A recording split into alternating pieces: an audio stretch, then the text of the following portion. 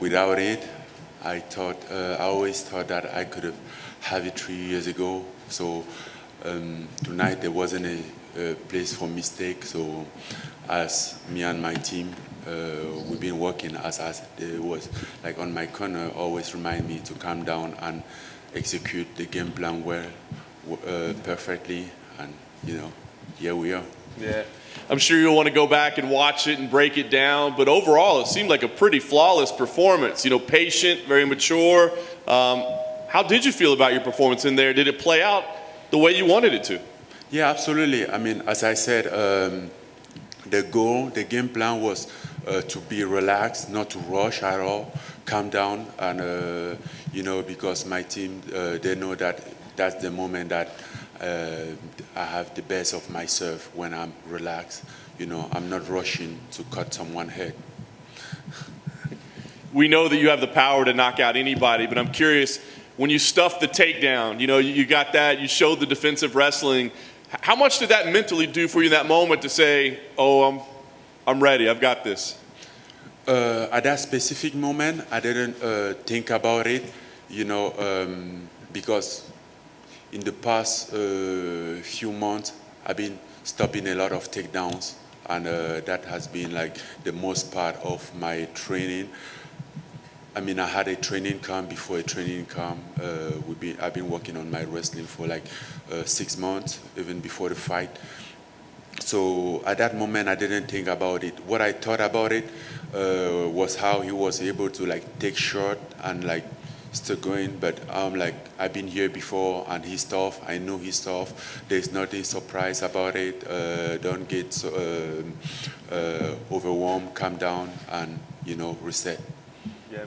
We saw the emotion in the cage with you and your team. I'm sure you wish you were champion 3 years ago, but in some ways, I mean, do you feel like you appreciate the accomplishment more because it didn't come so fast? You fell short and had to work your way back up. Do you feel like maybe you appreciate it more? Yeah, definitely.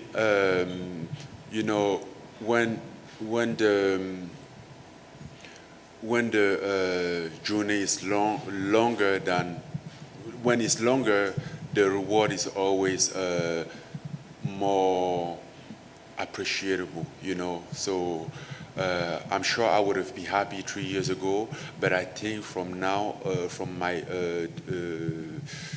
I have a different perspective about this, being happy about my improvement and how I can do fighting-wise, my fighting IQ, see how I can go out there being very patient. So I'm also happy about my performance, even though it didn't last long, but I'm happy that I was able to calm myself and calm myself down, like, okay, listen to what your corner are telling you, like calm down, you get this, you have 25 minutes, you don't have to rush, and it could happen anytime within 25 minutes. We don't know what Stipe is going to do next in his career, and I'm sure if they gave him to you again, you'd be happy to take the fight, but do you feel a need to have a trilogy fight with him at any point, or do you feel like this was definitive enough to put that first one behind you? Well, personally, no, I don't feel a need. He said, I won't be a champion until he's retired, so maybe he retired. But if not, I'll still be down to fight him. I lost against him, and he stands at the greatest heavyweight of all the time, so it makes sense for me to still fight him if needed. Last thing for me, Dana was here earlier, and he said, look, John Jones, if he's willing to step up, that's the fight to make right now. If Jones isn't, then Derek Lewis would probably be the fight to make right now. So do you agree with that assessment that it's John Jones or Derek Lewis, and does one of those fights mean more to you than the other? Well, obviously John Jones make more sense for me, but either way, I'm gonna fight. If John Jones doesn't come to heavyweight, the division has to move. And as a new heavyweight champion, I decided to move on, put more activity in the division, than he has been in the past 2 or 3 years. Francis, congratulations. Over to your right. Great performance tonight. Thank you, sir. When you started in MMA, when you started boxing even, did you have difficulty with patience? Was it always something that you fought, trying to, battle to be patient in the ring?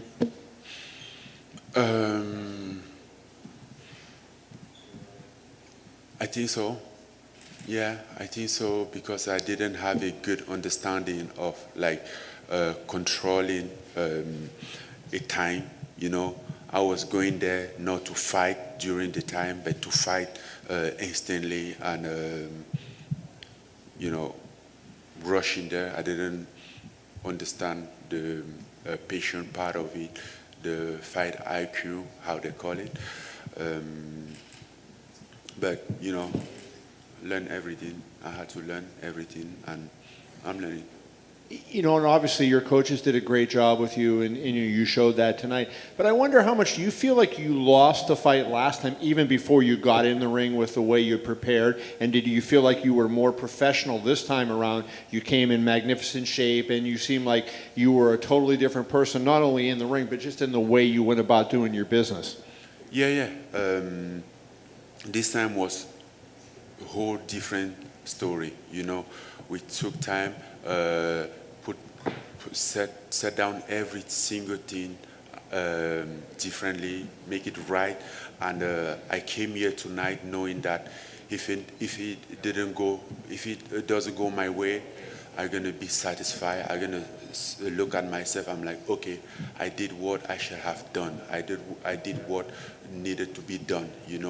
But didn't mean to just give up like that. Obviously I have to fight, but just look at myself. I'm like, okay, I did the right thing. I'm here, so I can't regret anything else. A couple other things for me very quickly.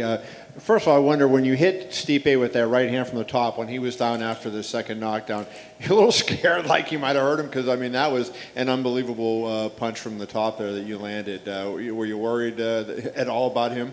No. Stipe proved that he's a tough guy, and I knew that. So even when he fell the first round, I almost get him, but if he wasn't him, if he was somebody, he wouldn't get up, But he's very tough, and I didn't want to give a chance for him to come back from that. Obviously, you being the third African champion, and being a heavyweight, right? Everybody loves the heavyweight champion.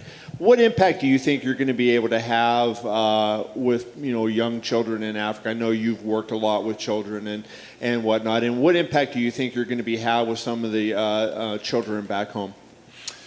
Well, I think this is just like a symbol of dedication and perseverance. For those children, somebody asked me what do I gonna do with the belt, and I was saying, maybe we're gonna find a place, in a public place in Cameroon, and put it there so some kids can look on it and he inspire them. They will understand that as a symbol of determination, somebody coming from where they are to get that. So everything is possible for them if they stay focused and believe in it, in their dream. So, I think it's my own way of doing it. I don't have any better idea than that, but that's what I'm going forward to do. And finally, there were a lot of celebrities here tonight. I wonder if any celebrities, any famous people texted you to congratulate you after your win.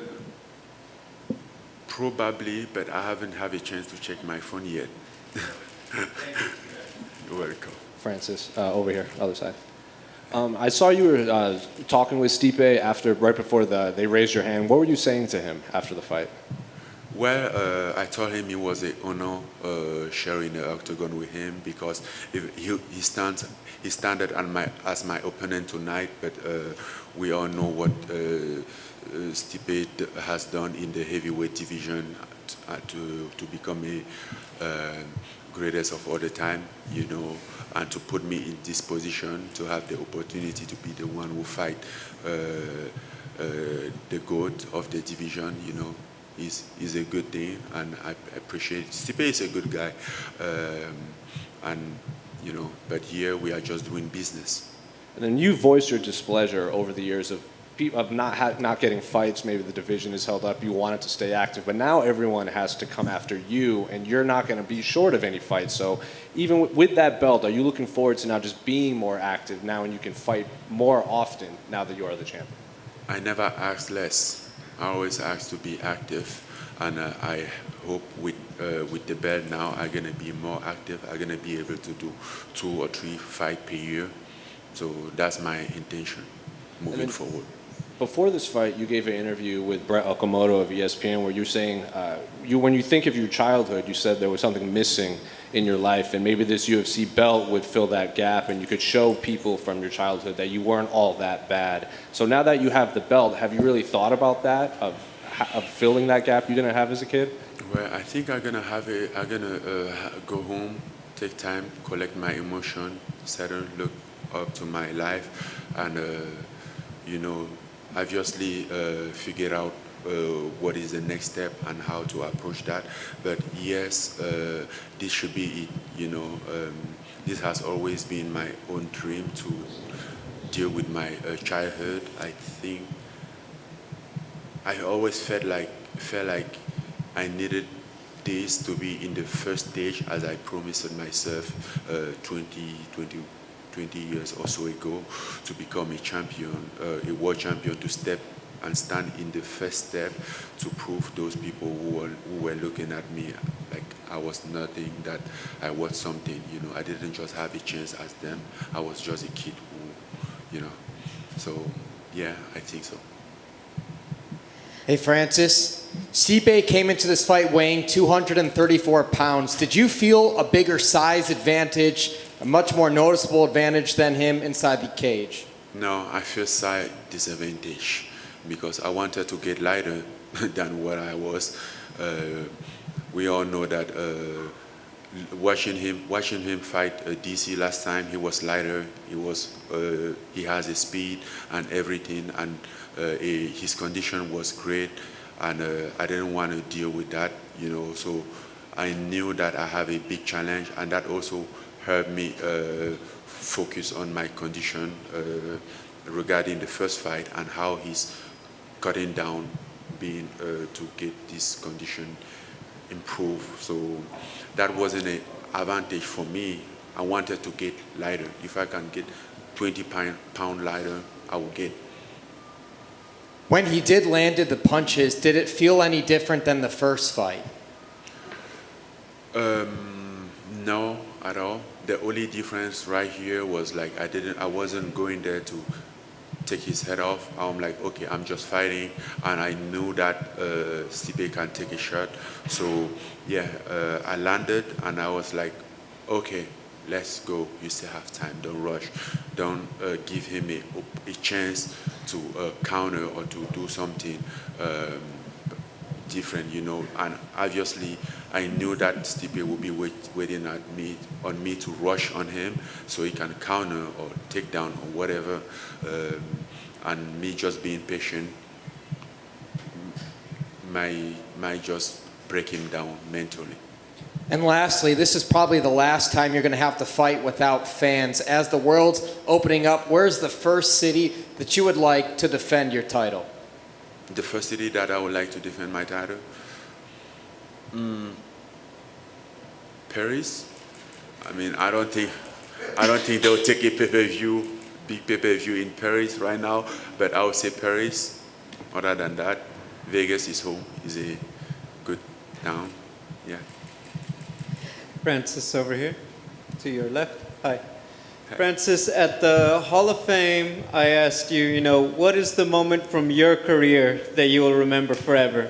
You told me it had not happened yet. Maybe when I win the title. I want to ask you, you have that belt in front of you. Tonight, is this the moment from your career that you will remember forever? My career hasn't done yet, so there's still a lot of things we can be. I'm expecting way more going forward, maybe way better than this. So I still don't know. Secondly, this is a big moment for you. I know you said you haven't been able to check your phone yet. when Francis Ngannou is finally alone, who's the first person that he's going to call on the phone? I called my mom already. I wasn't able to talk to her because she was in the middle of party. It was going crazy over there. We couldn't talk, but at least she saw the belt. Have you imagined, like, is it going to be on the pillow next to you tonight? Have you figured out what you're going to do? It's gonna be home, you know. It's great, but this is just a mirror, you know. The most important thing is the principle behind it, you know, the idea, the reason why you are a champ, the title, you know. So I might sleep with him. I will sleep with him definitely, but Congratulations. thank you. Francis in the back, to your far left. So a lot has been made of your team, Dewey and Eric, and the adjustments that were made from the first fight to this one. What was that part of the journey like for you? What did you have to buy into in order to achieve what you did tonight? Oh, everything. Because the first time I didn't do anything right. You know, like thinking about that fight, it was a whole mess. The whole process.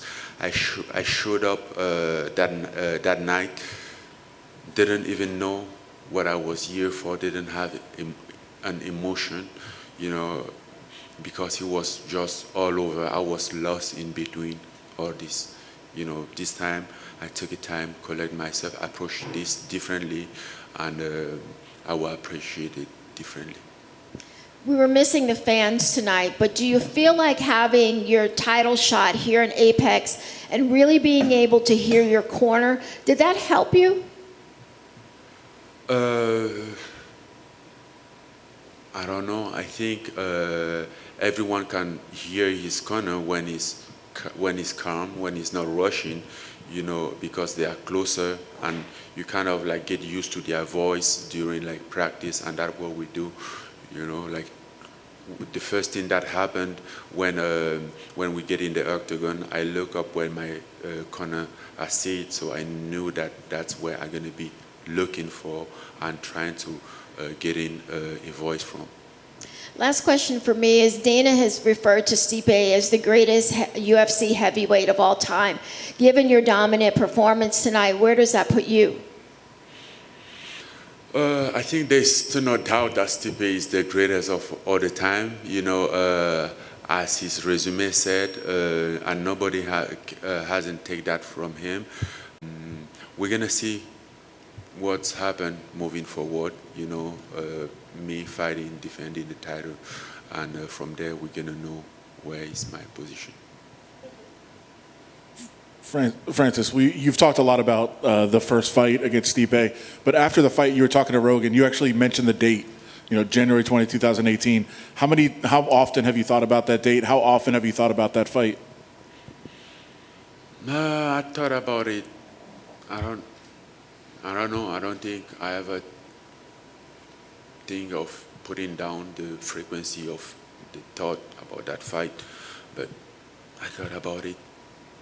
Basically, when it comes to like fight, when I think about the title or all those stuff, I mean, I don't know how often, but all the time.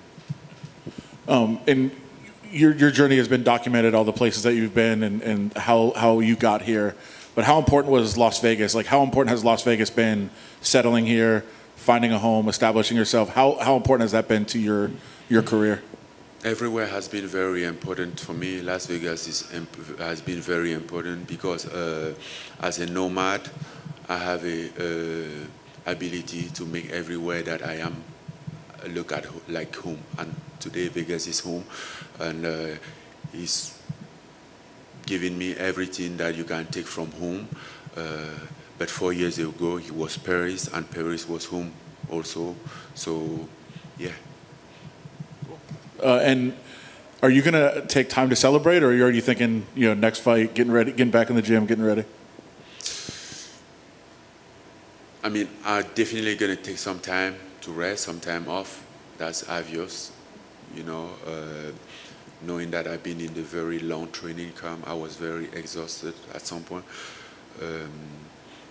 But I would like to fight as soon as possible, you know, so I'll be ready by summer, July or September, I think. Oh, August, I think. So my last thing is, obviously tonight you've won the title. All this craziness is going on. Have you thought about the moment, like when you wake up tomorrow morning and realize, like, oh yeah, that happened? No, I haven't think about that. But even now, I'm realizing that happened. There's no doubt about it. Thanks, man. Francis over here to your right. You got Kamaru Usman in your corner tonight, of course. So, what did you guys say to each other after you won tonight? Well, we just say three. Meaning three African champion, and that was coming up here. I had that pressure on my shoulder, and I was afraid of letting them down, since they were expecting me to become champion and join them as an African champion in our own sort of like association. And now that you have accomplished that, and there are three, what does that mean to you? It's very important. It's a hope. We stand as a hope for a whole continent when it comes to sport. We stand as a hope for all those Africans out there who doesn't have a chance and opportunity, and we just want to put them in the map. We just want to get the UFC, go there, make an event in order to give them hope, to make them believe in something, and for those who are training, so they can have an extra motivation, knowing that training can one day end up somewhere. And then just last thing, I know you said after the fight that John Jones makes sense as the next fight. Will you tell the UFC that? Will you say like, hey, that's the guy I want? I'm the champ. I want to fight John Jones next. I might be the champ, but I don't make a call. I'm just a fighter. So the UFC decide what really happened. But for what I want or what I would like, yes, I would like that. Thanks, Francis. Congrats. You're welcome. Congratulations, champion. Thank you very much. Sir, you haven't been shy at all about it, touching on the lowest of the lows, and I'm sure you will experience the highest of the highs. But what is your message to people who are having a hard time persevering? Because you are personifying that now. What do you say to the people struggling that have been in your shoes, if you could reach out to them now in this position that you are as the UFC champion? What is your first question? You asked if I have been shy or... That you have not been shy about your experiences in life when things got difficult. And now you're open about it. But what do you say to the people who struggle now as you did in the past and you reached the top? What is your message to them? I never been shy about it. I think it was just so tough for me, sad. I didn't like to think about it. At some point I felt like it's a moment that I want to erase in my life.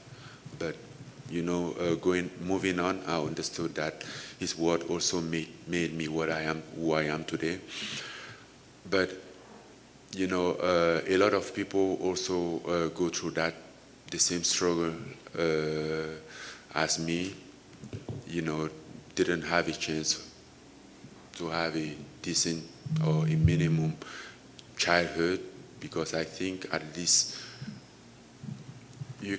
every kid should at least have a chance to enjoy his childhood. Then becoming adult, he's in charge of his life, so he can take action and be responsible of his life. But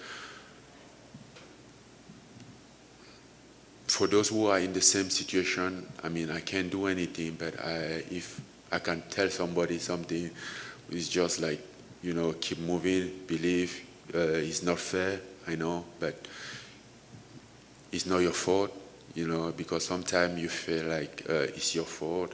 As a kid, it's not your fault that you can't afford a scholarship. No, it's not your fault. It's not your duty, it's just because your parent didn't have a chance. It's not your fault that you don't have shoes. It's not your fault that you don't have a pen or something, So just keep moving, try to do your best, and that's what you can hold yourself accountable for not trying. But if you try and still don't succeed, that's still not your fault. Thank you, sir. Congratulations. You're welcome. Thank you.